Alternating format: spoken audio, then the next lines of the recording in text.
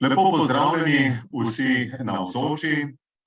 V tednu univerze smo pripravili predstavitev naših publikacij.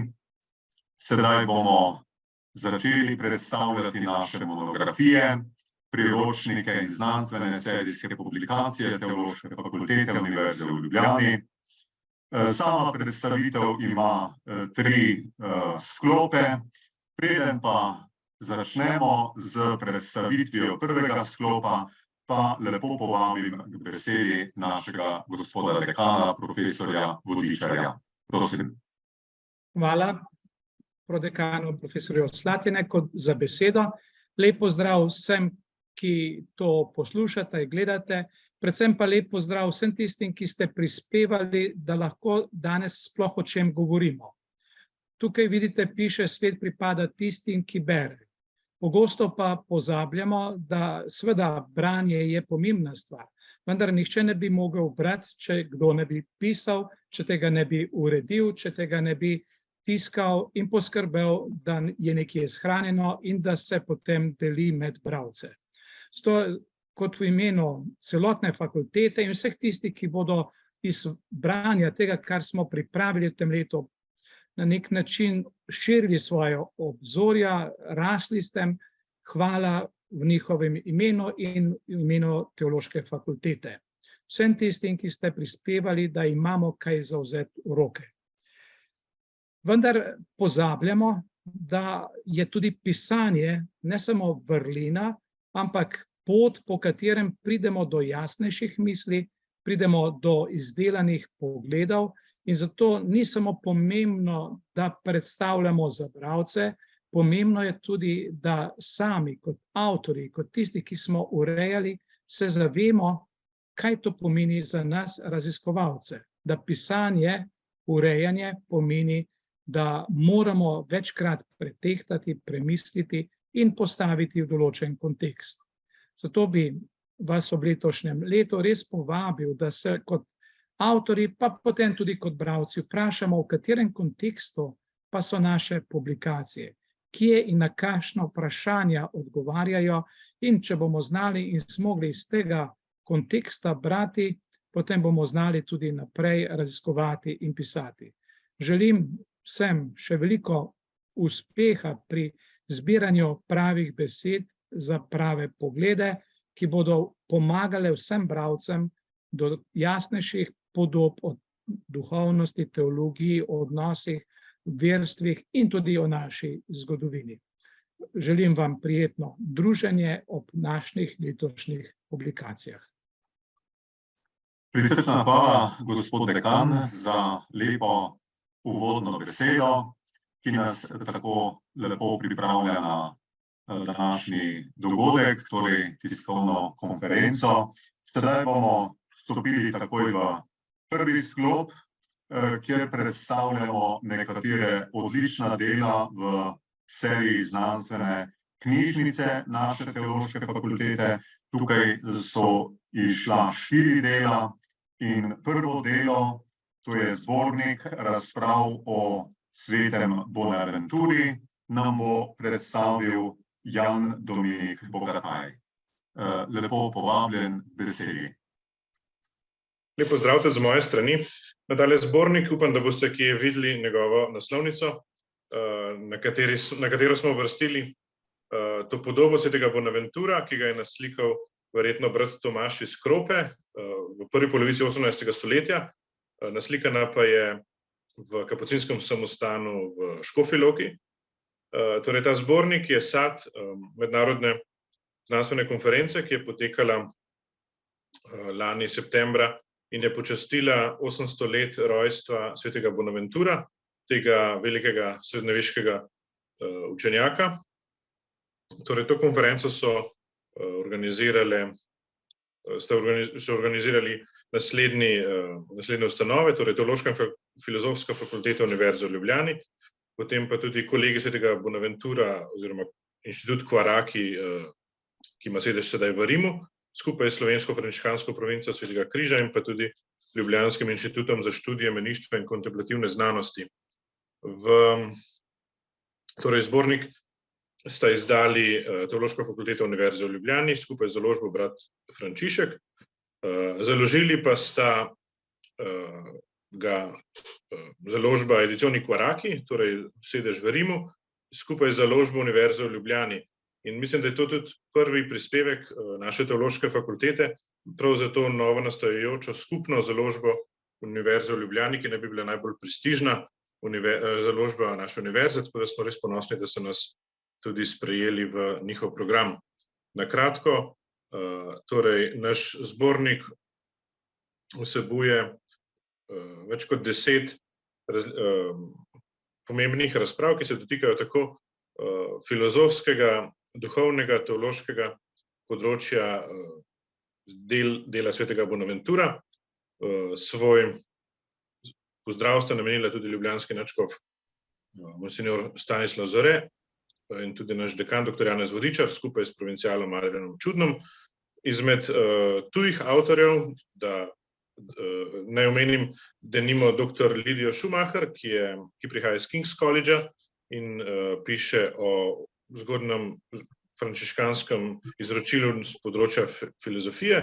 Potem posebej smo bili veseli, da se je simpozija udeležila dr. Marjane Schlosser, ki je redna profesorica za duhovnost na Univerzi na Dunaju, tudi nagrajenka Ratzinger Priza, in pa denimo brat William Short, ki je eden izmed najboljših poznavalcev zgodnje frančiškanske misli, vsaj na anglosaksonskem področju, tudi direktor kolegija Quaraki, tako da smo zelo veseli, da smo lahko z njihovo pomočjo tudi pripravili ta zbornik in ga skupaj izdali. Hvala lepa.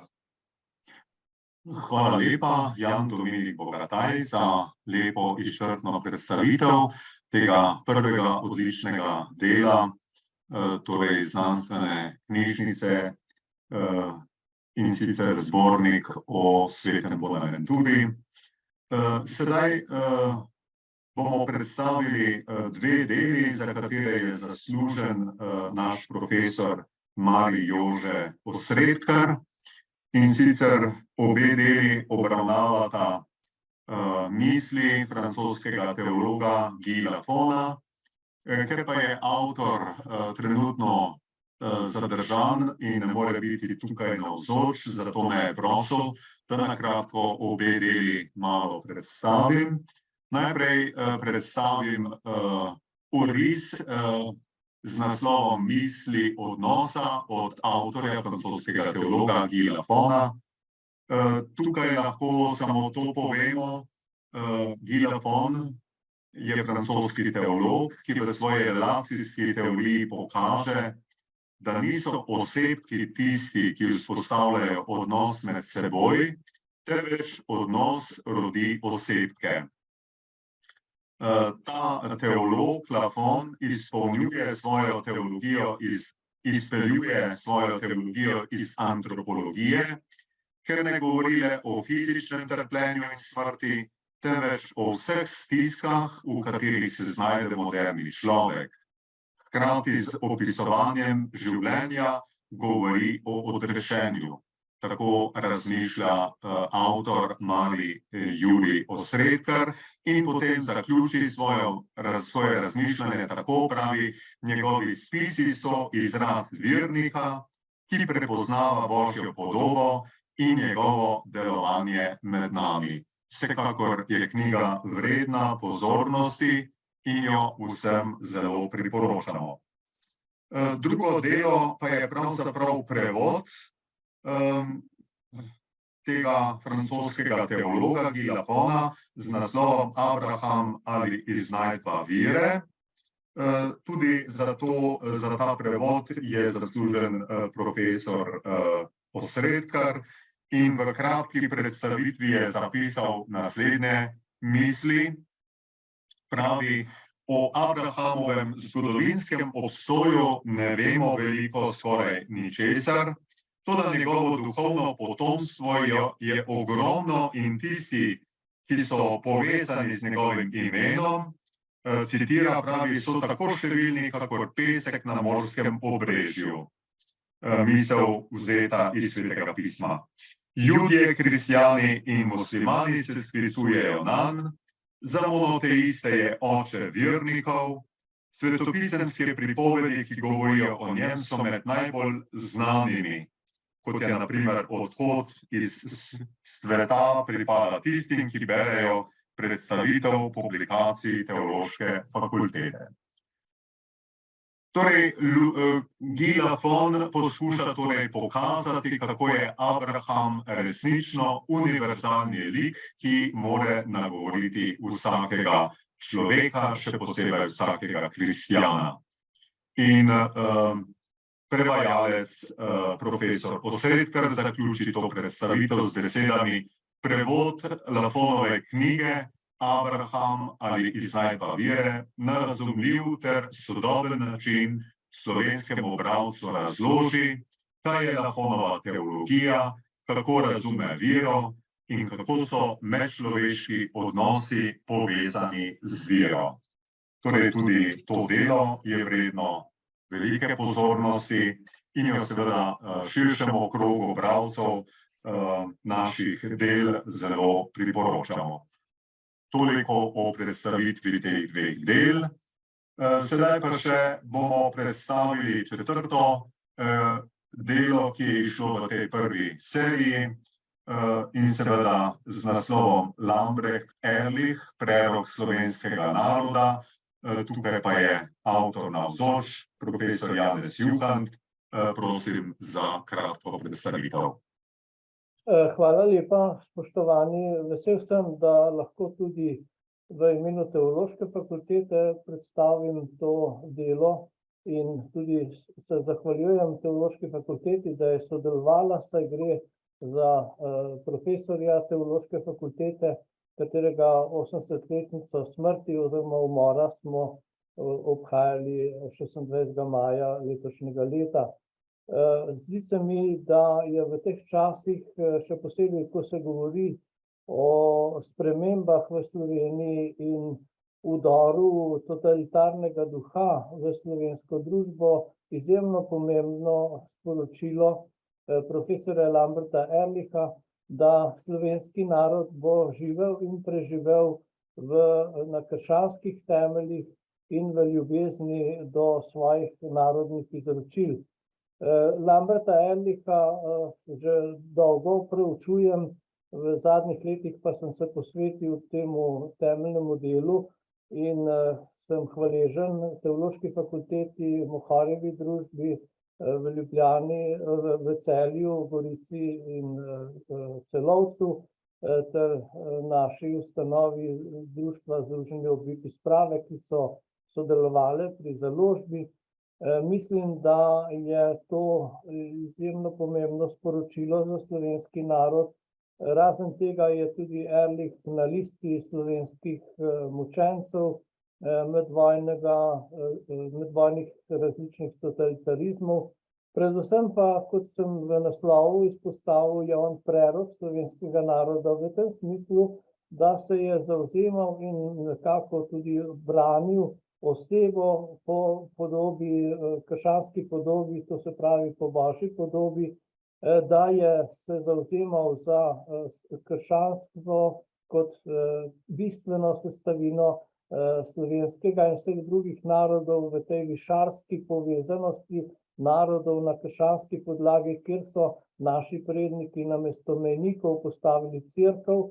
In v tretjem smislu, torej kot prerok, ki je napovedal in tudi dejansko postavil v začetku vojne leta 1941 temelje slovenski državi, ko je govoril v jeseni leta 1941, začetku vojne, o tem, da bo Slovenija ali mala Švica ali središče povezav med Baltikom in Egejem, ki so dejansko tudi osnova evropske povezave držav, tako kot je dejansko to tudi povedal Kajtan Gantar, ki je rekel, da je pred Schumannom Ehrlich govoril o evropskih povezavah in nekako v tem smislu je on preroško napovedal vse te uresničitve, ki so se v nekem smislu uresničile, vedno pa smo seveda, kot vidimo tudi sedaj v družbi, na poti tega uresničevanja.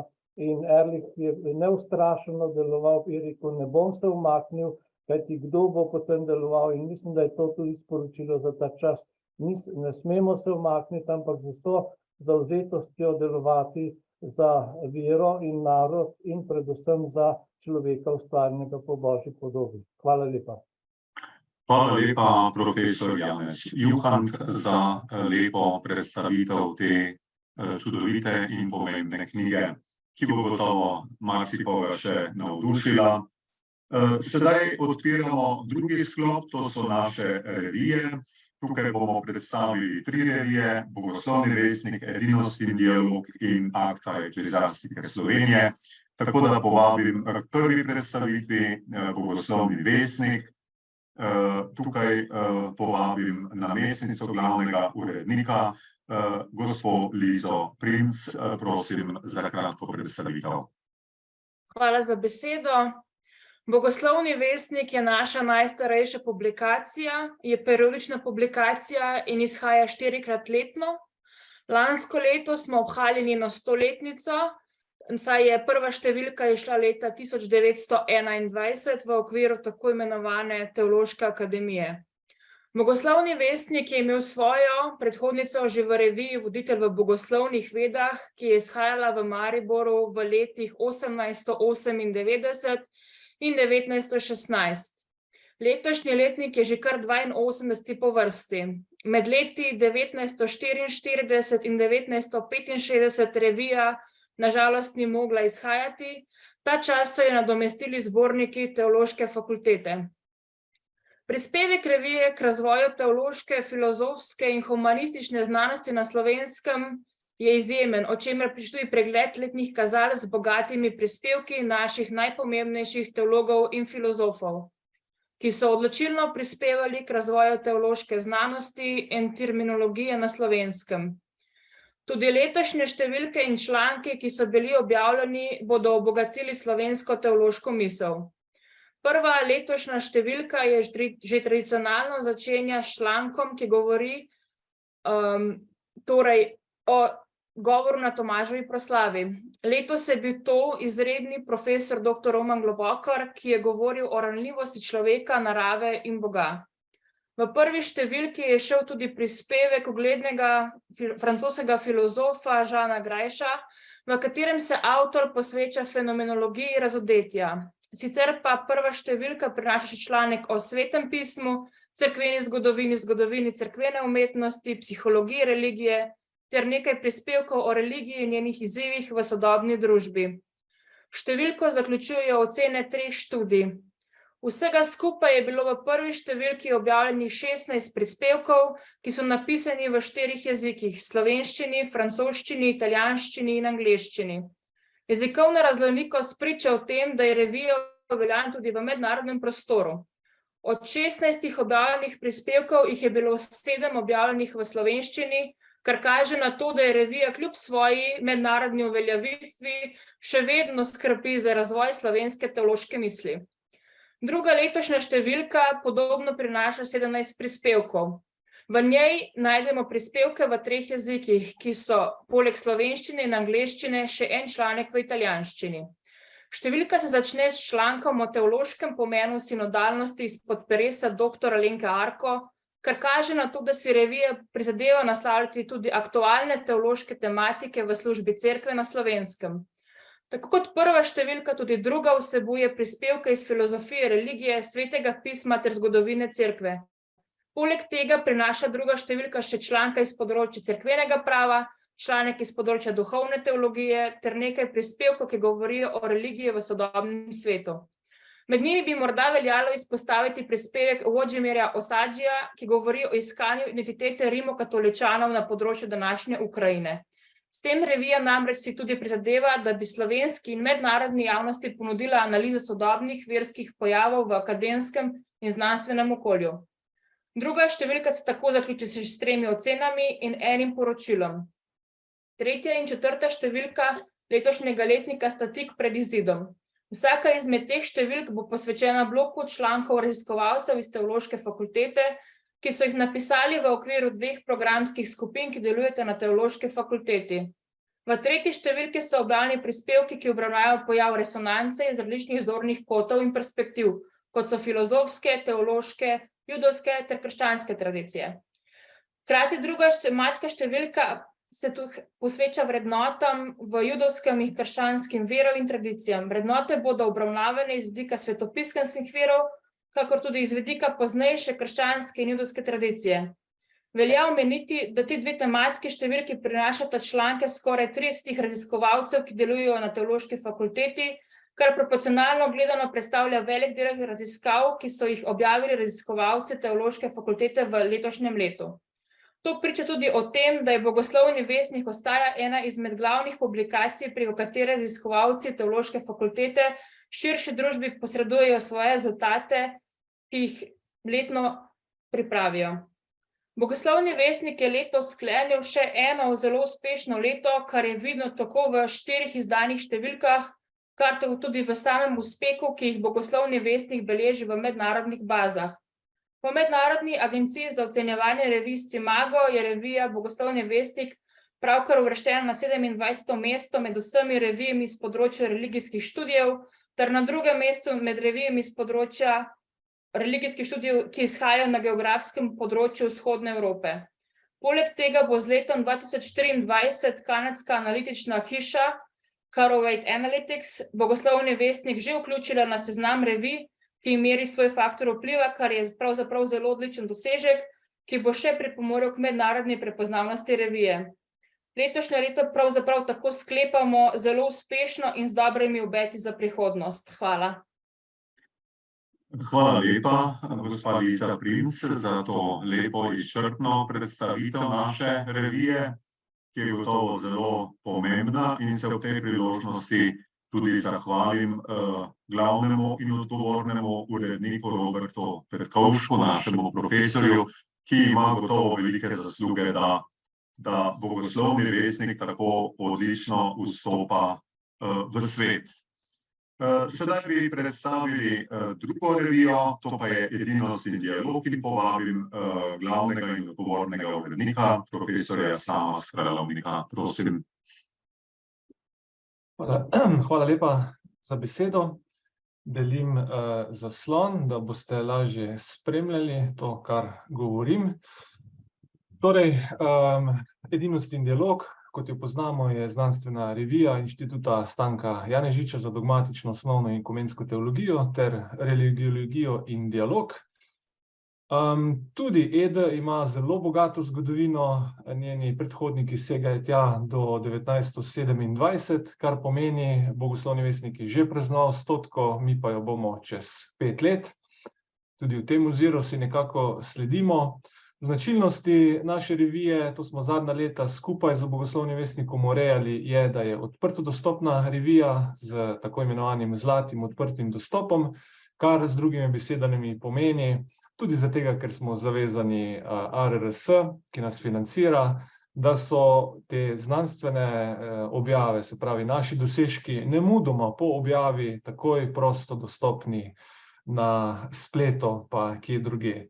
Uporabljamo pa za objavo tako imenovani licenčni model CC-BY, se pravi Common Creative, trenutno pod številko oziroma verzijo 4.0, kar pomeni, da omogočamo nadaljnjo uporabo naših rezultatov in njeno implementacijo v drugih nadaljnjih raziskavah.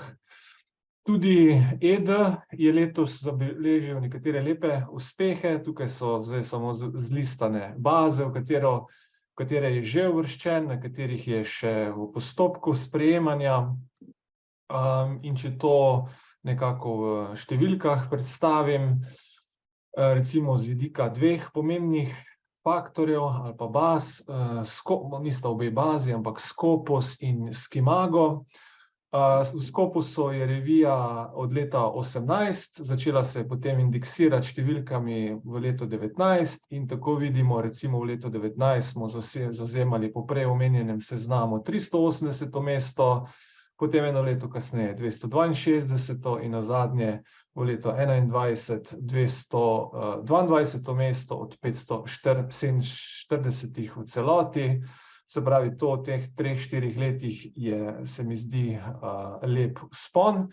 Če pogledamo pa še drugi kazalec, Scimago, Journal Rankings, se pravi ocenjevanje, razvrščanje po tem drugem faktorju. Pa je revija že leta 2020 prejela oceno, enako velja tudi za BV, Q1, kar pomeni best quartile, se pravi zgornja četrtina, 25% najbolj uspešnih revij na svojem področju. Prej smo slišali številke za BV, pa če še za ED dodam, to pomeni od 61 revij v Eastern Europe 5. mesto in celotnem naboru EU, se pravi celotni Evropi, na 28. mestu. Ja, lani sem se malo pohvalil, da govoril o tem, da naši članki objavljeni v reviji ED, da so vrednoteni z 50 SICRIS točkami. Letos se je to zaradi vključevanja v določene baze dvignalo, tako da zdaj trenutno članek objavljen v ED prejme 86,14 točke. Naj še na kratko samo predstavim letošnji številki. Imamo letnik 77, 2 številke na leto še vedno izhajata. Tukaj bom zdaj samo zlistal razprave, ki so bile objavljene v prvi številki.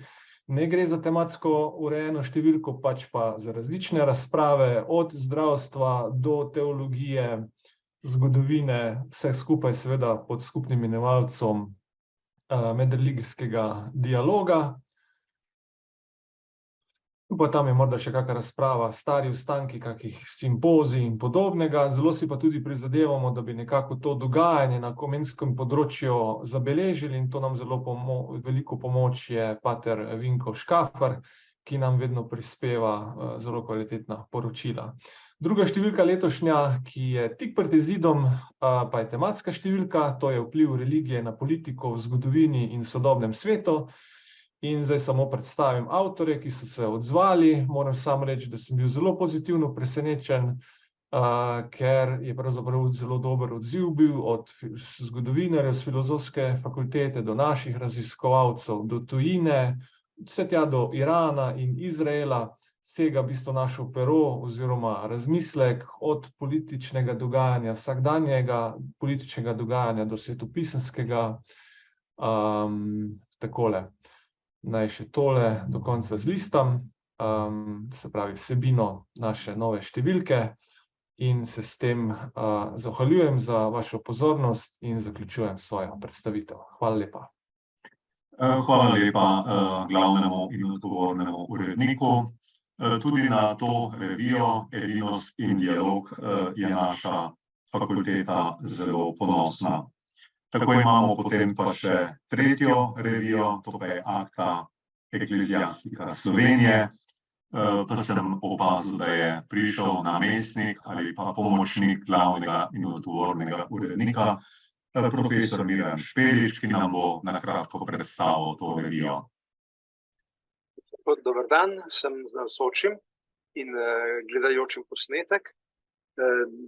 Urednik me je naprosil, da naj v njegovi odsotnosti predstavim zadnjo številko. Revije Acta Ecclesiastica Slovenije, številka je 44 in nosi naslov Nosile zakrpano obuvalo, podnaslov Oris družbenega položaja duhovščine na Slovenskem v letih od 1918 do 1941. Avtor je trzinski župnik, dr. Boštjan Guček, ki si je zastavil vprašanje družbeno-političnega položaja duhovščine v kraljevini SHS, kasneje kraljevini Jugoslaviji, s katerim se zgodovinopisje doslej ni podrobneje ukvarjalo. V svojem delu je najprej predstavil splošne razmere in zgodovinski kontekst v družbi in katoliški cerkvi v novih državnih okvirih. Prvo desetletje predstavlja čas vzpostavljanja nove države. Drugo desetletje pa je v znamenju uveljavljanja diktature in jugoslovanskega unitarizma. Avtor predstavlja položaj duhovščine v ekonomskem, socialnem, kulturnem in na medijskem področju v luči pogleda duhovnika s posebnim poudarkom na slovenskih razmerah. Slovenci so se po koncu prve svetovne vojne znašli razdeljeni in so živeli v več državnih ureditvah. Čas po vojni je bil tudi obdobje verske brezbrižnosti, pomanjkanja in finančnih težav spričo sprememb na finančnih in gospodarskih trgih. Ob tem je nova država imela zelo raznolik pravni sistem na področju odnosov med verskimi skupnostmi in oblastjo. Na Slovenskem je bilo še kar nekaj let v veljavi pravo Habsburške monarhije. Celo kazenski zakonik ali pa šolski zakon sta ostala dolga leta, skoraj celo desetletje v novi državi nespremenjena. Država je probleme na vseh področjih reševala počasi, nekatera odprta vprašanja pa sploh niso bila rešena vse do razpada države. Tak problem je bil tudi odnos med državo in katoliško cerkvijo. Ves čas so škofje upali, da bo prišlo do sprejetja, potrditve in podpisa konkordata, ki bi uredil odnose, vendar se želje niso uresničile. Kljub vsemu pa lahko opazimo določene pozitivne spremembe v družbi z razvojem šolstva, kulture in jezika. Uradno poslovanje in šole so postali popolnoma slovenski. Počasi se je začelo urejati tudi zdravstveno in socialno zavarovanje delavcev. Kljub vsemu je status katoliške cerkve ostal vse obdobje pravno nedorečen in nerešen. Še več, katoliška cerkev se je morala boriti proti stalni nevarnosti, seveda odvisno od politične opcije na oblasti, proti agrarni reformi, za finančno gotovost visokošolskih zavodov, duhovnikov, katehetov in upokojencev. Ekonomski položaj duhovščine, ki ni imela urejenega statusa, gre za župnike, kaplane, vikarije, beneficijate, ta ekonomski položaj so določali različni finančni instrumenti, tako imenovana kongrua, starostna in draginjska doklada, pokojnine, katehetske nagrade, pasionirani dohodki ter bera in štolnina. Prispevkom ustrezen je bil negotov tudi socialni položaj duhovščine, ki se je posledično kazal zlasti v dveh perečih problemih. Starejši duhovniki so se zaradi slabih življenjskih razmer pogosto soočali z različnimi pojavi bolezni, s katari, želodčnimi težavami in revmami. Mlajšim duhovnikom pa je težave povzročala večkratna selitev. Duhovniki so namreč vse svoje stvari, ne le knjige in konfekcijo, ampak tudi opremo, hištvo, posodo, morali odpeljati na novo delovno mesto. Stroški prevoza z vozovi, konji ali pa železnico so zato vse bolj narasli. Vse skupaj je pestila še povojna draginja, ki se je z gospodarsko krizo samo še podaljšala. Kako so razmere pri duhovščini odmevale v širši javnosti, pokažejo tudi dnevni listi in časopisje. Zlasti Slovenec in Slovenski narod, ki sta tedaj krojila javno mnenje, sta v skladu s političnim prepričanjem pogosto o isti stvari poročala prav nasprotno. Takšna so bila tudi poročila o različnih deviacijah duhovnikov, ki jih je bilo moč zaslediti v dnevnem tisku. Ob tem je zanimivo tudi vprašanje odnosa duhovščine do politične ureditve, saj so bili duhovniki močno udeleženi v javnem življenju, velikokrat tudi v političnem življenju. Prav zato so predstavljeni tudi nekateri sodni primeri proti duhovnikom, predvsem v času diktature po uvedbi Sokola kraljevine Jugoslavije, ko se je na terenu marsikje zaostril odnos med lokalno duhovščino in posameznimi člani celic Sokola. Določeni duhovniki so bili zato preganjeni. V teh odnosih se je včasih odražala tudi medgeneracijska napetost in seveda vpliv predvojnega razkola v stranki SLS. Škof Jeglič je za razliko od mariborskih ordinarjev mnogo bolj spodbujal vsakdanje politično udejstvovanje svojih duhovnikov, s čimer pa se niso vsi strinjali. Prav tako niso vsi podpirali politike SLS. Obstajale so tudi številne razlike na finančnem področju, saj vprašanje bera in štolnine nikoli ni bilo enotno in zakonsko dokončno urejeno. Če povzamemo, iz predstavitve položaja in pregleda virov ter ob številnih objavljenih dokumentih, ki jih je dr. Guček objavil in predstavil širši javnosti vključujoči novi številki akta, se pokaže, da je bila duhovščina popolnoma neenotna družbena skupina, v kateri je prihajalo do velikih razlik in težav na socialnem in gmotnem področju. Položaj duhovščine je bil sistemsko neurejen in zato vir skrbi, težav in razlik med duhovniki. Prav zaradi tega je praktična enotna sistemska predstavitev položaja duhovščine nemogoča. Na tem področju tudi katoliška cerkev sama s svojim vodstvom ni naredila dovolj, da bi se sistem izboljšal. Zdi se, da je pričujoča številka še kako aktualna tudi za današnji čas in za izzive, s katerimi se cerkev na Slovenskem sooča danes. Toliko o tej zadnji številki akta Ekleziastika Slovenije. Ja, prisrčna hvala našemu profesorju Špeliču za to lepo predstavitev. Gotovo bo tudi ta naša revija, ki je tako bogata po vsebini, navdušila naše bralce. Potem sedaj zaključujemo torej drugi sklop in odpiramo tretji sklop. To so pa priročniki, strokovne ali pa znanstvene monografije. In začnemo z zelo pomembno knjigo, ki je izšla pri Celjski Mohorjevi družbi z naslovom Latinski očetje o molitvi. In bom tukaj povabil urednika Jan Dominik Bogataj, nam bo kratko knjigo predstavil. Tako je, hvala.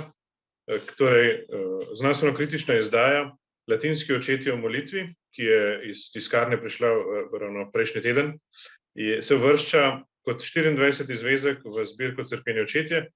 V to častitljivo, sedaj že zbirko, ki jo izdaja Celjska Mohorjeva družba. Veseli pa smo, da je knjiga lahko izšla tudi v sozaložništvu Teološke fakultete Univerze v Ljubljani. Spremno besedo sem prispeval sam, prav tako tudi izdajo uredil.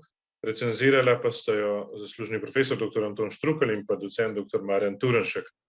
In ob pregledovanju podobnih zbirk v tujih jezikih se je izkazalo, da gre pravzaprav za eno izmed najbolj obsežnih antologij latinskih zgodnjekrščanskih besedil o molitvi, ker pravzaprav smo skušali uvrstiti vanjo res, kolikor besedil se je dalo, in pričujoča izdaja tako izhaja kot nekakšna naslednica razgrabljene knjige Grški očetje o molitvi, ki jo je že leta 1993 pri isti založbi pripravil Gorazd Kocijančič.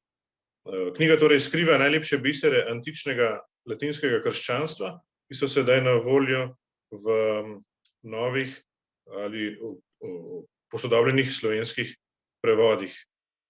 Ostajajo navdih za vsa stoletja bogoiskateljev in za razumevanje tega, zakaj zahodni kristjani molimo tako, kot molimo. V knjigo so torej vključena naslednja dela. Začnemo s očetom latinske teologije, torej s Tertullianom in njegovim spisom o molitvi, ki ga je prevedel že pred drugo svetovno vojno profesor patrologije na Teološki fakulteti Franc Ksaverij Lukman, ampak je zaradi razmer po drugi svetovni vojni njegov prevod ostal v tipkopisu, torej sedaj na voljo prvič. Potem drugo besedilo je izpod rok Ciprijana o gospodovi molitvi, prav tako v Lukmanovem prevodu.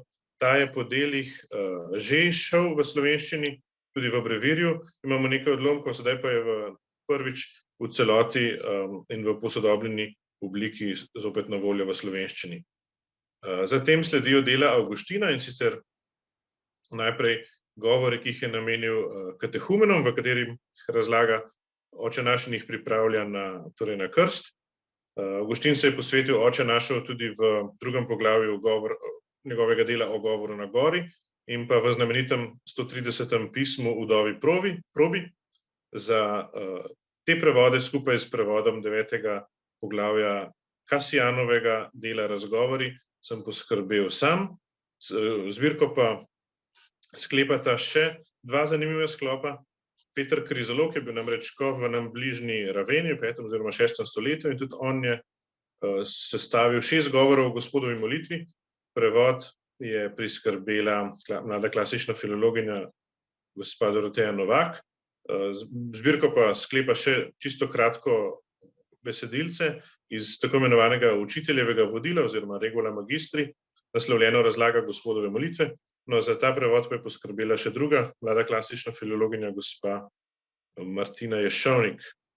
Naj preberem še citat, s katerim recenzent dr. Marjan Turnšek ocenjuje to delo. Je pravi cvetober razlag gospodove molitve iz antične dobe na Zahodu, ampak hkrati tudi zelo aktualno, saj prihaja v času vedno intenzivnejšega iskanja poti prenove in marsikje tudi nove evangelizacije. Brez poglobljenega dojemanja molitve in katehumenskega uvajanja v molitev si ni mogoče predstavljati te evangelizatorske skupne poti. Delo Latinski očetje o molitvi je izrazito znanstveno-kritična publikacija, ki prinaša v slovenski teološki in kulturni prostor prevode izvirnih besedil krščanskih antičnih avtorjev o molitvi. Gre za besedila, ki so viri za vsako resno teološko razpravo, uporabni pa so tudi pri pastoralnem delu uvajanja in poglabljanja v molitveno življenje. Vabljeni torej k branju. Hvala. Ja, hvala lepa za lepo predstavitev. Tako smo se srečali torej z prvo knjigo v tem tretjem sklopu.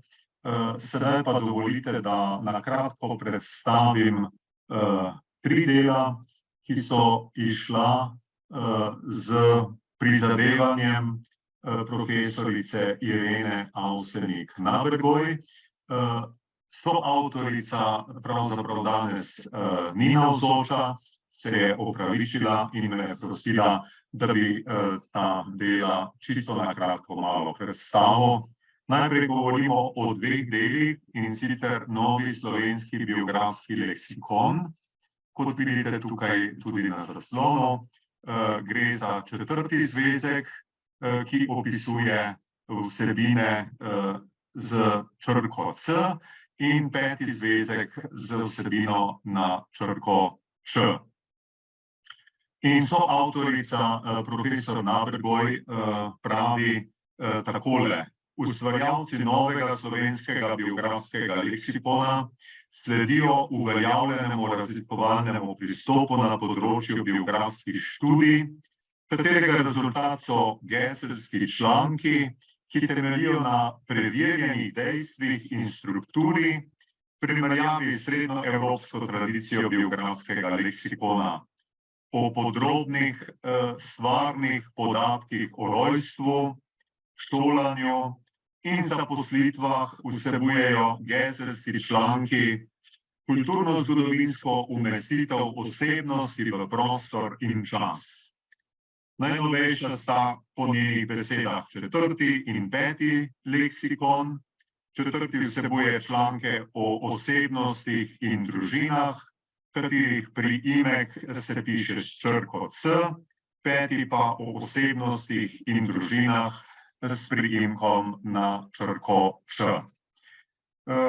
Soavtorica je od leta 2019 članica uredništva založbe Znanstveno-raziskovalnega centra SAZU in seveda se tudi zahvaljuje vsem posameznim avtorjem, ki so prispevali svoje prispevke, da je ta biografski leksikon tako bogat po vsebini.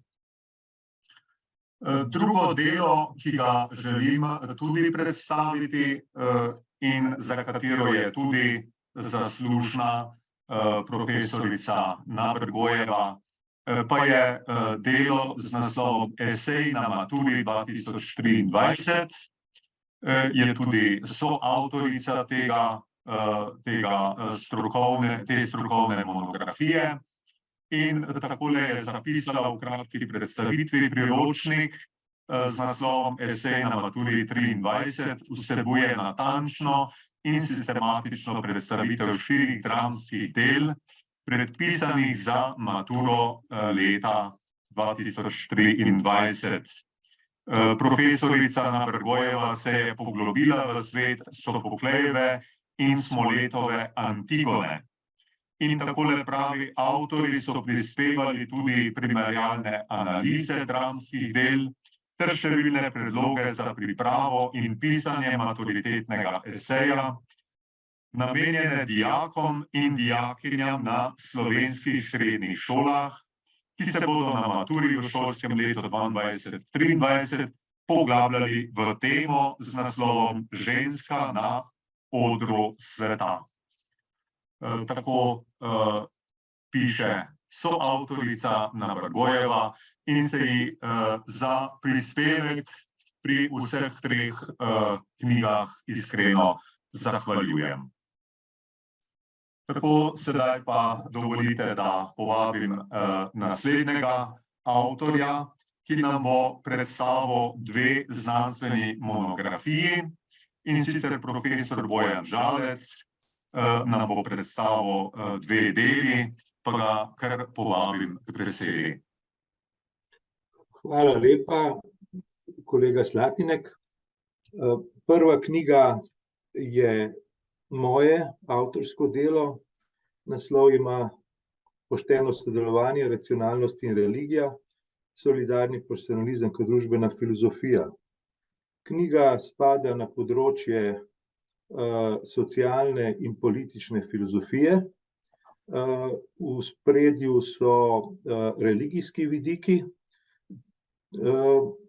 Je sad mojega dolgoletnega, večdesetletnega ukvarjanja z temeljnim vprašanjem, in sicer pogojev in dejavnikov odnosnega sobivanja in poštenega sodelovanja v sodobnih vrednotno in nazorsko raznoterih družbah. V knjigi se ukvarjam z pojmi, ki so v naslovu, se pravi s poštenim sodelovanjem. Poskušam določiti nekatere pogoje. Zelo je pomembno pri poštenem sodelovanju spoštovanje razumnosti drugega človeka, kar pomeni, da se zavedamo, da je več razumnosti, da ni ena sama in da je lahko za nekoga določeno stališče razumno, za drugega pa določeno isto stališče nerazumno. Tako je lahko recimo za Ahmeda najbolj razumna opcija, da je musliman, ne, za Francija pa najbolj razumna opcija, da je katoličan ali pa kaj drugega. Ukvarjam se tudi, se pravi, to je trditev o partikularnosti racionalnosti. Druga stvar, s katero se ukvarjam, je religija v javnem življenju, kjer nasprotujem izključevanju religije in religijske argumentacije iz javne demokratične razprave. Zelo pomemben pojem, ki ga natančno analiziram in diferenciram, je pojem strpnosti. Naslednja pomembna točka je v razmerje med teološkim in političnim ekskluzivizmom. Se pravi, teološki ekskluzivizem, recimo za kristjana, pomeni, da veruje, da je Jezus največja resnica. Pogosto pa se nam vernikom potika, da iz tega speljujemo politični ekskluzivizem, da so drugi ljudje zaradi tega v naših očeh, da politično in demokratično niso enakovredni, ne? In dokazujem, da to ni res, da ta implikacija ne drži. Vso knjigo prežema moje temeljno stališče, ki ga imenujem solidarni personalizem, in za katerega je značilno poudarjanje pomena odnosov, se pravi, gre za odnosno, relacijsko paradigmo, in poudarjanje pomena presežnosti, tako stvarstva kot človeka kot Boga, in zagovor religij kot pristnih religij, kot varuhinj presežnosti. Knjigo sklenem z predstavitvijo filozofije religije filozofa Ludwika Wittgensteina, ki je eden najpomembnejših filozofov 20. stoletja. Toliko v tej knjigi. Knjigo je podprla Javna agencija za raziskovalno dejavnost Republike Slovenije, izšla pa je pri založbi Družina. Hvala. Toliko v tej knjigi. Hvala lepa, profesorju Žalcu. Mogoče še nekaj besed o zborniku o rezilienci. Ja, knjiga je šla v angleščini pri nemški založbi Lied Verlag, je sad dela v našem raziskovalnem programu z naslovom Religija, etika, edukacija in izzivi sodobne družbe, ki ga izvajamo na Teološki fakulteti. V knjigi je 23 prispevkov, od tega je 13 prispevkov spod peresa slovenskih avtorjev. To so Klun, Petkovšek, Centa, Miklavčič, Strahovnik, Jamnik, Pevec Rozman, Globokar, Erzar, Malvenval, Platovnjak, Svetel, Ostredkar, Stegu, Strehovec. Kot naslov knjige v slovenščini bi se glasil Etika rezilience, ranljivost in preživetje v času pandemije in globalne negotovosti. Se pravi, osrednji pojem te knjige je rezilienca. Z rezilienco se še ni v slovenščini ustalil nek uveljavljen prevod. Možni prevodi so odprtost, trdoživost, vzdržljivost. V knjigi ta pojem, ki je eden najbolj vročih pojmov sodobne humanistike in družboslovja, obravnavamo z različnih vidikov, teološkega, filozofskega, religiološkega, psihološkega, zgodovinskega, tako da gre za interdisciplinarni pristop. Knjiga je zelo aktualna, zato ker vemo, da je sodobni svet se vedno hitreje vrti, je vedno manj transparenten, vedno manj predvidljiv, zato stara paradigma, da skritja pod stekleni zvon, pred katerimi se pred poškodbami, motnjami lahko zavarujemo, ni več ustrezna, ampak je ustrezna paradigma rezilience, ki pomeni, da je treba oblikovati, vzgojiti rezilientnost tako posameznikov kot kolektivov, skupnosti in družbe. In ta problem ima tako ekološke dimenzije, kot politične dimenzije, kot psihoterapevtske dimenzije. Saj vemo, da sodobni svet pesti vsi ti problemi naraščanja, duševne obolelosti v družbah, motnje religije, kriza demokracije, populizem in seveda nekako temeljni ekološki problemi. Tukaj je paradigma rezilience, je moderen odgovor, tako da s to knjigo stopamo in se priključimo tudi enemu zelo pomembnemu trendu v sodobnem raziskovanju. Mislimo, da ravno religija zelo veliko lahko prispeva k rezilientnosti tako posameznika kot skupnosti in človeštva v celoti. Hvala lepa.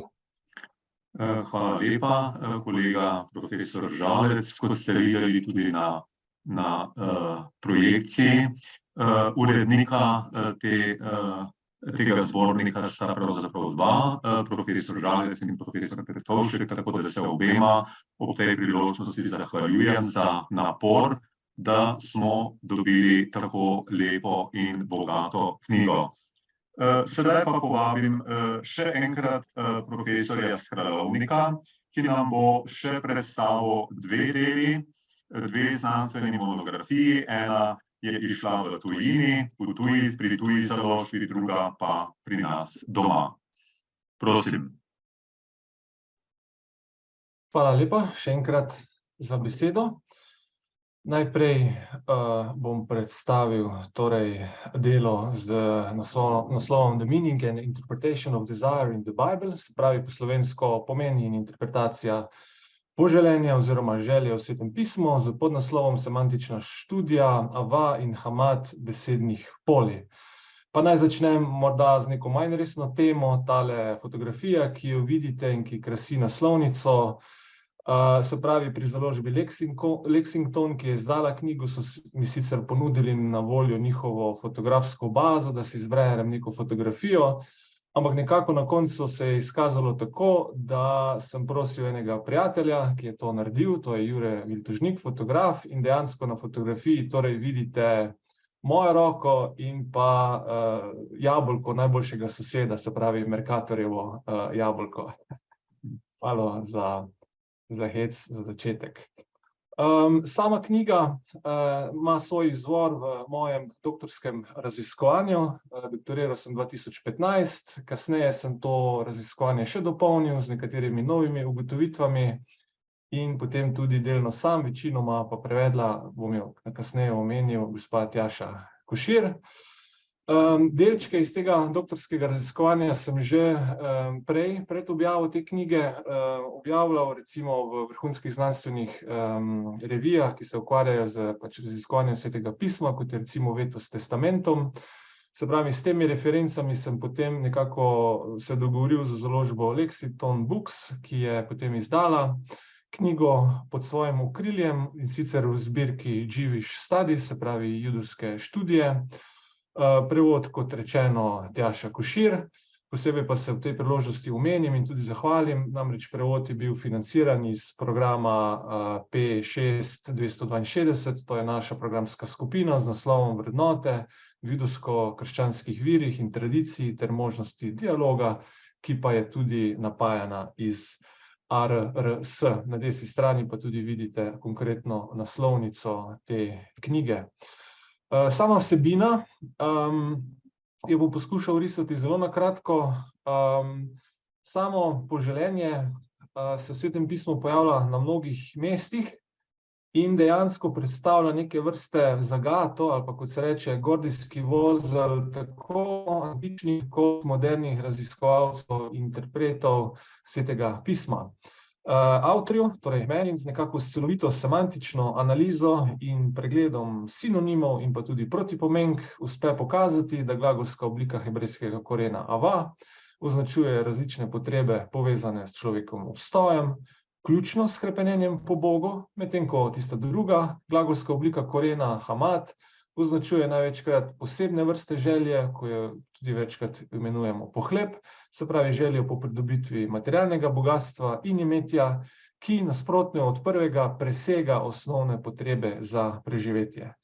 No, po tej semantični analizi, ni nekako 50 mest, v Svetem pismu sem analiziral, sem te ugotovitve uporabil oziroma primerjal na dveh raneh, v odnosu do ljudi in v odnosu do Boga, in jih končno uporabil, da sem z njim poskušal razložiti pomen z 10. Božje zapovedi po judovskem štetju, se pravi ne želi hiše, ne želi polja, njive, ker namreč, kot prej na uvodu omenjeno, tukaj se nekako lomijo kopja od pradavnine, kaj zdaj točno ta želja pomeni, samo pojav želje, je to že pravni delikt prisvojitve, kar ni moje, ali morda kaj tretjega. Se pravi, to je bila osnovna ost ali pa vprašanje, ki sem si ga zastavil v sami doktorski nalogi in tudi v knjigi.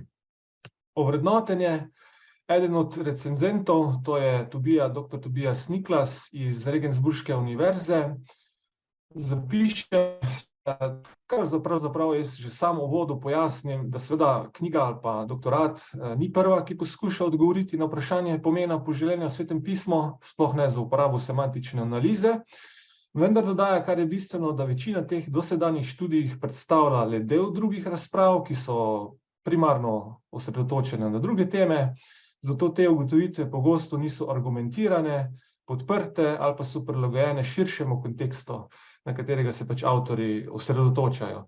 Recimo kot primer, sam sem v delu predstavil tudi posebni dve poglavji, po katerih poskušam predstaviti soobstoječo literaturo na temo in jo tudi kritično ovrednotiti. In recimo nekatera imena, ki so imela zelo velik vpliv na misel, na interpretacijo poželenja, se recimo opirajo zgolj na eno ali pa dve svetopisemski mesti. In je malo krat se je izkazalo, da ko se je pokazal pogledal ta širši kontekst, da so morda tiste trditve bile morda pravilne, ampak premalo konkretne za konkretno točno razlago. Pregled sodobne bibliografije dodatno razkrije odsotnost semantične analize, ki bi zajela vse svetopisemske odlomke, to sem ravno kar omenjal, ki vsebujejo omenjena korena in bi tudi ocenila ta analiza to dinamiko v medsebojnem razmerju obeh korenov. In novost te monografije oziroma doktorata je ravno tem, da poskuša zapolniti to vrzel in zato poskuša oziroma predstavlja pomemben prispevek k razumevanju želje, poželenja, dinamike, želje v Svetem pismu in dekalogu. In končno, tukaj pa še zdaj iz tiste recenzije, ki je za mene še vedno anonimna, se pravi, ko je Lexington dobil moj manuskript, ga je poslal recenzijo, ker je bila ta pozitivna, smo se potem naprej dogovarjali in tukaj pravi recenzent, da tako bom po smislu zdaj samo prevedel in ko zaključim, po natančnem branju tega rokopisa moram zaključiti, da ponuja torej vreden, pomemben prispevek k semantiki dekaloga, še posebej 10. Božje zapovedi. Potem omeni, da se dekalog pojavlja v dveh verzijah in to velja tudi za obe zapovedi, 10. zapovedi. In pravi, da je torej poglobljena semantična analiza teh glagolov, ki se pojavljajo v 10. Božji zapovedi, to sta korena avat in hamat, da je to zelo pomembno za tudi pravilno interpretacijo dekaloga in 10. božje zapovedi in zaključuje, in tudi jaz. Zato so rezultati te monografije pomembni, ne le za hebrejiste, slovničarje, biblične učenjake, ampak tudi za prevajalce. Pravi namreč, in to je splošno znano, da je svetopismo še vedno najbolj printano in prevajano delo, zato so vsa nova odkritja z tega področja zelo pomembna za to področje, ker lahko pomagajo pri pravilnem razumevanju. Tako, hvala lepa. Hvala lepa, kolega profesor Škralovnik, za lepo predstavitev. Tako smo priromali do konca in sedaj bomo slišali še predstavitev zadnje monografije izpod peresa Simona Malmenvala z naslovom Pravoslavje in ruska kultura v delih Franca Grivca. Ker je pa avtor zadržan, je naprosil, da ga bo predstavil oziroma delo predstavil Jan Dominik Bogataj. Lepo prosim. Tako, knjiga je šla pri založbi Kut Logos, obsega 149 strani, avtor pa zapiše takole. Čeprav slovenski kulturni prostor po sistematičnem poznavanju vzhodnega krščanstva ne slovi, je na tem področju primerno izpostaviti duhovnika, teologa in zgodovinarja Franca Grivca, dolgoletnega profesorja ekleziologije in vzhodnega bogoslovja na Teološki fakulteti Univerze v Ljubljani. Grivec je bil prvi Slovenec, ki je rusko kulturno zgodovino, kakor tudi sorodne slovanske teme, zlasti delovanje in zapuščino Cirila in Metoda, osvetlil na znanstveni način in s teološkim poudarkom. Pomenljivo je, da je obravnavani avtor besedila o ruski tematiki objavljal skozi vse svoje akademsko udejstvovanje, torej od zgodnjega obdobja na začetku 20. stoletja pa vse do poznega obdobja v 60. letih. Monografija Pravoslavje in ruska kultura v delih Franca Grivca tako ponuja pregledno analizo Grivčeve recepcije treh medsebojno dopolnjujočih se razsežnosti ruske kulture. Zgodovine pravoslavne cerkve na vzhodnoslovanskem ozemlju, potem znamenitih ruskih mislecev 19. stoletja, torej Komjakov, Dostojevski in Solovjev, in pa družbenih sprememb z vrhuncem v oktobrski boljševiški revoluciji. Delo želi posebej prispevati k boljšemu poznavanju zgodovine slovenske teologije in visokega šolstva ter gojiti medkulturni dialog usmerjen k notranjemu in zunanjemu miru, katerega pomen je toliko večji v času napetosti med zahodnimi državami in delom slovanskega sveta. Monografija je nastala s finančno podporo Javne agencije za raziskovalno dejavnost Republike Slovenije v okviru temeljnega raziskovalnega projekta z naslovom Slovenska intelektualna zgodovina v luči sodobnih teorij religije, odločitve duhov in kulturnega boja do komunistične revolucije. Sam pa lahko dodam, da se je avtor, docent dr. Simon Malmenval z delom Franca Grivca že ukvarjal, se je objavil kar nekaj znanstvenih prispevkov z tega področja.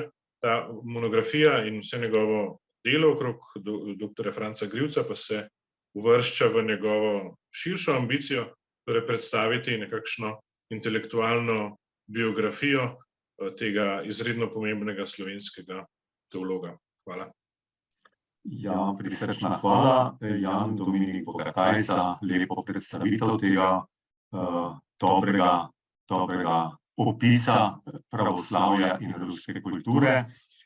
Eno delo se nam je izmuznilo, zato bom sedaj še enkrat povabil k besedi profesorja Škralovnika, da nam bo predstavil prevod dela zelo pomembne knjige Stari Izrael, življenje in družbena ureditev. Tako lepo povabljen še enkrat k besedi. Hvala lepa. Torej, predstavil bom knjigo Rolanda Devoja, Stari Izrael, življenje in družbena ureditev. Na naslovnici vidite tudi artefakte iz naše biblične arheološke zbirke, ki tudi, zato so tukaj, krasijo naslovnico knjige. Namreč, ko smo gledali te druge angleške, francoske izdaje, te knjige, smo videli, da so povsod na naslovnicah neki arheološki artefakti in zato smo se je nekako ponujala možnost kar sama zase. Tako, zgodba je sicer zelo dolga in zapletena, vmes vam na slikicah še kažem nekatere od teh predmetov iz biblične arheološke zbirke, ki jo hrani Teološka knjižnica Maribor. Sam prevod je nastal oziroma je bil naročen strani Mohorjeve družbe že leta 1989 pri Stanetu v Kornu. Potem pa je ta prevod nekako se prestavljal od najprej torej Mohorjeve družbe, ta je izročila avtorske pravice skupaj s prevodom Svetopisemski družbi, kjer sem tudi jaz sodeloval, kjer mi je potem generalni tajnik gospod Črnivec predlagal, da bi ga pregledal. Zato je potem prišel pod okrilje TEOF, na koncu je TEOF predala te pravice družini, ki je potem uredila založbene pravice z založbo CERF in s pomočjo ARRS izdala knjigo leta 2022 v knjižni obliki. Prevod, kot rečeno, izpod peresa Staneta v Korna. Fotografije, ki krasijo predvsem zadnji del knjige, je prispeval Tomo Jeseničnik, arheološke risbe Andrej Preložnik. Zemljevidi so z dovoljenjem akademika dr. Krašovca vzeti iz Svetega pisma Jeruzalemske izdaje. Strokovni pregled pa smo opravila jaz in pa dr. Marjan Peklaj. Namreč razlog, da delo pravzaprav ni šlo že davnega leta 90 oziroma 89, je bil ravno v tem, da je bil zelo slab prevod. In jaz sem v času pandemije, lockdowna porabil kar nekaj mesecev, z gospodom Peklajem smo vnesla na 10 000 popravkov, da je potem končno delo prišlo do slovenskega bralca. Samo vsebina ali pa delo je zastavljeno tako, da temelji seveda najprej, očitno je glavni vir pač za Devoja Svetopismo samo, vse skupaj pa dopolnjuje z arheološkimi dokazi in pa informacijami oziroma z študiji izraelskih sosedov. Namreč vemo, da smo Izraelce srečamo v Svetem pismu kot nomade ali pa prednike nomadov, se pravi, predniki Izraelcev so bili nomadi in Devo recimo se odloči, da bo, ker nomadizem je še dejstvo na Bližnjem vzhodu in še kje, da bo to preučeval in ta odkritja nekako s tistimi odkritji pristopal do besedil Svetega pisma in poskušal kakšno stvar razjasniti za lažje razumevanje. Najprej ponuja obširen uvod v nomadsko naravo življenja v starodavnem Izraelu, nato pa podrobneje predstavi najpomembnejše ureditve, družinsko, civilno, vojaško in versko, ter seveda njihov vpliv na življenje in zgodovine naroda. Na levi in desni strani ravno vidite Devoja, avtorja knjige. In zanimivo, če izbrskate njegove slike po Googlu, je skoraj vedno nekje v nekih jamah, zemlji, skoraj vedno, no torej dejansko je 20 let približno preživel v zemlji kot arheolog in to se pač tudi vidi močno v delo. Se pravi, delo prinaša celovito rekonstrukcijo družbenega in verskega življenja Izraela v Stari zavezi in podobnega dela v slovenščini nimamo. V širšem mednarodnem znanstvenem kontekstu se delo smatra kot klasika. Recimo kot primer, docentka Snežna Večko, ko je izvedela, da bo delo išlo v slovenščini, tako skoraj skliknila, končno ta knjiga, ki jo na toliko mestih citirajo različni avtorji, je torej zdaj tudi končno v slovenščini. Res je, da delo ne poskuša biti znanstvena razprava, se pravi z dolgimi opombami, se pravi z natrpanimi stranmi, z raznimi podrobnosti, ki običajnega bralca ravno ne zanimajo ali pa jih ne razume, zato predstavlja samo sklepe avtorjih raziskav in z lastnimi besedami iz uvoda Devoja pravi tako, berem: to delo v prvi vrsti ni namenjeno strokovnjakom s področja bibličnih ved. Hoče le prispevati k razumljivemu branju Stare zaveze, zato smo navedli veliko referenc k bibličnim besedilom, namerno pa smo se izogibali preveč tehničnim razpravam in se odrekli učenim pripombam, ki bi zatrpale konce strani. Mnogo trditev in pobud izrečenih v tej knjigi bi zaslužilo obširnejšo obravnavo, saj predpostavljajo izbiro besedilne, literarne in zgodovinske kritike, o katerih še vedno lahko razpravljamo. In nadaljuje Svetopismo ne razpravlja naravnost o teh načinih življenja, razen o pravnih, obrednih področjih, toda zgodovinske, preroške in modrostne knjige vsebujejo veliko podatkov, ki so toliko zanimivejši, ker nam razkrivajo to, kar so ljudje delali in ne tega, kar bi morali delati. Uporaba teh besedil predpostavlja natančno eksegezo in literarno kritiko, ki posreduje informacijo o razvoju predpisov po zgodovinskem zaporedju. Dodatek ali pa dodatna vrednost te knjige je, da smo se odločili, da v njej na koncu objavimo barvne fotografije celotne arheološke zbirke, ki jo hrani Teološka knjižnica v Mariboru. Na levi strani imate nekatere stare fotografije teh predmetov, čisto na desni je izvirni katalog te zbirke, na sredini je angleška verzija knjige. To zbirko je načrtoval, zbral, nakupoval, prispeval denar, skratka, vse je uredil akademik dr. Jože Kraševec. In v dogovoru z njim potem smo se odločili, da zaradi tega, ker je v tujih naslovnicah vedno nekaj torej arheološkega, kot sem povedal, da tudi mi uporabimo arheologijo, dodatni razlog je bil pa tudi ta. Namreč pri nakupu teh predmetov je akademiku Kraševcu pomagal njegov kolega Baptist Humbert, ki pa je bil učenec Rolanda Devoja. In se je tako nekako povezalo, da dejansko je ta naša zbirka na nek posreden način povezana ravno s tem učenjakom in se je nam zdelo še toliko bolj primerno, da vključimo v to knjigo tudi predstavitev naše zbirke. Tukaj ne bom natančno predstavljal vsebine, samo preletim. Če si kdo več želi, si lahko pogleda tudi na spletni strani, recimo družine. Tukaj je samo kazalo, kaj se torej knjiga zajema. Je res, kot smo prej prebrali, celovita konstrukcija življenja Izraela v starem obdobju. Tako. Hvala lepa za pozornost. Ja, hvala lepa, profesor Škralovnik, za tako izčrpno predstavitev tega dela. Tako preden se popolnoma poslovimo in zaključimo našo predstavitev, bi še rad povabil profesorja Špeliča. Mislim, da je še navzoč med nami, da bi nam morda nekaj besed povedal o delih, ki so že v tisku, pa še niso objavljena. Hvala za besedo. Imamo pa še eno delo, ki ni bilo v tisku in najbrž ne bo v tisku, pa vendarle sodi na našo predstavitev. To je pa, če mi dovoli, mi lahko host dovoli deljenje ekrana.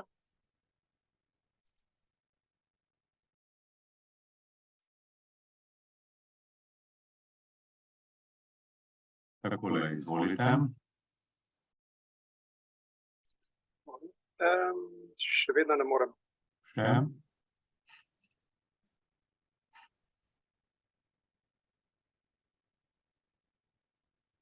Tako, ja. To je pa delo Antona Jamnika, ki je šlo v zbirki Priročniki Teološke fakultete, Liberalizem, komunitarizem in vprašanje etike. Liberalizem, to je pač priročnik, ta je 5. elektronski priročnik, ostalih je pa že tam okrog številke, se bližajo številki 30 ostalih priročnikov. Recenzirala sta ga profesor dr. Bojan Žalec in izredni profesor dr. Vojko Strahovnik. Liberalizem izhaja iz vrednostnega skepticizma, relativizma in prehaja v vedno bolj radikalen antropocentrizem in imanentizem. V poudarjanju posameznikove avtonomije in svobode zanika obstoj objektivnih vrednot. In prehod od teleološkega k deontološkemu gledanju, pojem pravičnosti in deontološki pristop, alternativa utilitarizmu, vse to so nekateri osnovni elementi Rawlsove teorije, ki jo Jamnik predstavlja. Poslednje mesto v njej imata principa pravičnosti, posebej pa so pomembni pogoji, v katerih sta sprejeta, to je izhodiščni položaj s svojo tančico nevednosti. Izhodiščni položaj pomeni zagotovilo poštenosti pri racionalni izbiri principov pravičnosti. Aplikacija principov odpira celo vrsto vprašanj, ki izvirajo iz dejstva njihove abstraktnosti, saj so bili sprejeti v posebni situaciji subspecie eternitatis. Rawls postavlja pravilno pred dobro. Važna je procedura, racionalna izbira principov, pravilen postopek. Vsebina dejanja, substancialno gledanje, to nima pravega mesta. Prav to je ena najšibkejših točk njegove teorije. Na pomanjkljivosti liberalistične moralne teorije svojevrstno opozori tudi etika postmoderne perspektive. Sam pojem postmodernizem je dokaj nejasen, pogosto dvoumen, nedoločen in se ga uporablja na različnih področjih. Postmoderna etična perspektiva opozori na pomen osebne odgovornosti biti za drugega, etiko bližine in ljubezni, personalizacijo morale, nasproti liberalistični proceduralnosti, preračunljivosti, pragmatičnosti, čredništvu in vedno bolj razosebljeni egoistični morali. S temi besedami iz predstavitve že lahko slišimo, katerih tem se knjiga dotika in katere bralce bo še posebej nagovarjala poleg tistih študentov, ki bo to imeli kot svoj priročnik pri njegovih predmetih. V tisku pa je še tale knjiga prvih 1000 dni Kristjana Gostečnika, nekaj odstavek iz recenzije profesorice Rič Slavičeve. Knjiga je edinstvena in prinaša pomemben znanstveni doprinos, saj daje znanstven in strokovni vpogled v prvih 1000 dni človekovega življenja, natančneje vse od spočetja, prek 270 dni nosečnosti in do konca 2. leta otrokove starosti. Podprta z najnovejšimi in aktualnimi znanstvenimi raziskavami s področja medicine, nevroznanosti, terapije, biologije, kemije in drugih znanosti, prikaže povezave in naslavlja razvoj moškega in ženske, predvsem pa načine, po katerih se bo njegovo oziroma njeno telo oblikovalo v procesu razvoja, po katerih se bodo razvijale in spreminjale njune notranje psihoorganske strukture, njune sposobnosti, načini razmišljanja in vedenja, po katerih se vsak spol posebej vključuje v družbo, kjer najde svoje mesto. Dodatno vrednost dajo knjigi tudi konkretni opisi primerov, ki bralcu osvetlijo razumevanje teorije in raziskav. Zaradi vsega naštetega lahko z gotovostjo rečemo, da je knjiga v veliko pomoč različnim strokam in tudi posameznikom, ki jih zanimajo človeška psiha, nevrobiološki razvoj in medsebojni odnosi s poudarkom na razlikah in podobnostih med moškim in žensko. Še eno knjigo imamo v tisku, o tem pa morda lahko spregovori kar tudi profesor Vodičar, dekan. Kot vidite, je to znanstvena knjižica številko 83. Vemo namreč, da ste izvoljeni. Morda lahko kar njemu damo besedo, če je še navzoč. Hvala našemu uredniku Miranu. Res je, še v tisku, še ni prišla iz tiska, ne vemo točno, kdaj bo uspela zagledati luč sveta, vendar gre za spraševanje več strokovnjakov o tem, kako danes videti duhovnika, kakšno je mesto duhovnika, klerika, če vzamemo to tujko, in predvsem jo umestiti v gibanje zadnjih par let, gibanje sinodalnosti, ki ga je sprožil papež Frančišek. Gre predvsem za vprašanje pastorale in kateheze, v katerem iščemo in poskušamo najti nov način razmišljanja o službenem duhovništvu in splošnem duhovništvu, ki izvira iz dostojanstva človeka kot krščenega bitja, izvoljenega Božjega otroka. V njej so strokovnjaki tako iz Slovenije, Hrvaške in Avstrije. In upajmo, da bo pomagalo v tem podaljšanem sinodalnem gibanju iskati nove odgovore v pastoralnem in katehetskem pristopu tudi v Sloveniji.